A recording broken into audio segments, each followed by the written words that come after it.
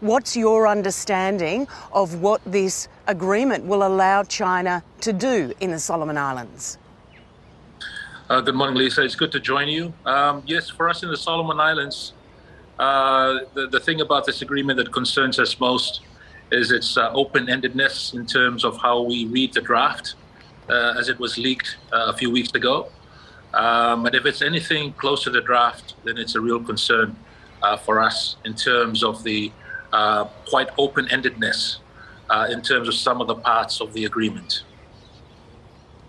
Including things like bringing in ships.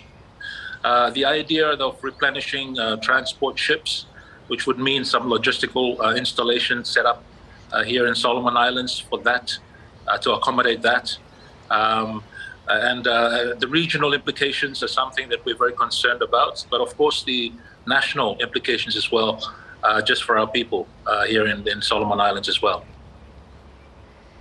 Why do you think the agreement was signed when Australia and the US had both said that the Pacific family could be looked after by others in the Pacific family? There was certainly a push to try and stop this agreement being signed. Was there a sense that Australia hadn't lived up to the expectations of what it could deliver as part of that family? Well, I think Australia has done a lot, for Solomon Islands, in terms of the Ramsey mission that was here, when we ourselves inflicted pain on ourselves in terms of our ethnic tensions. Australia led the region to come to our rescue. And I think there's much to be proud of that history. Of course, it goes back as well beyond that, but the recent history has put Australia in a great light for us in the Solomon Islands in terms of their assistance to Solomon Islands.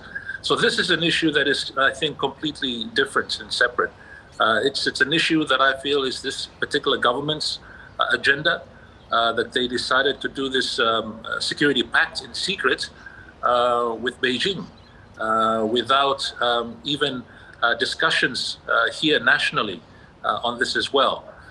If it was not for the leak of the draft, we would not have known that this was already a done deal for us here in the Solomons. But I think to say that Australia hasn't done enough is not true. Australia has done a lot for Solomon Islands over the last decade or 2 decades already, in terms of our own issues here that we've had of ethnic tensions.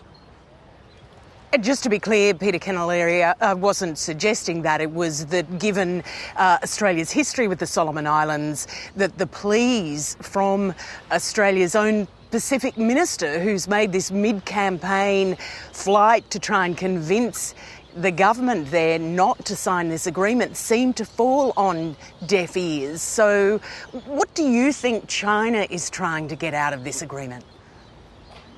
Yeah, so I think it was a bit of a ruse, in terms of Solomon Islands saying that it's the agreement, but hasn't signed.